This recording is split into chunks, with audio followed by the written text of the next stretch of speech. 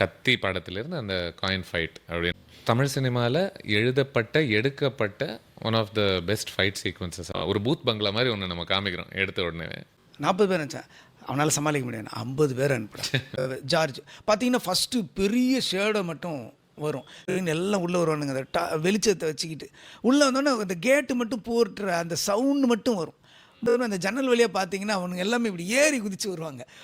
அதில் ஒரு கட்டத்துக்கு மேலே அனிருத்தோட அந்த மாஸ் மியூசிக் டெவலப்பு அப்படி வரும். திடீர்னு இப்படி அப்பியர் ஆகி டிஸப்பியர் ஆவார். அப்படி பாக்கியேட் பண்ணணும் வாக்கியில்.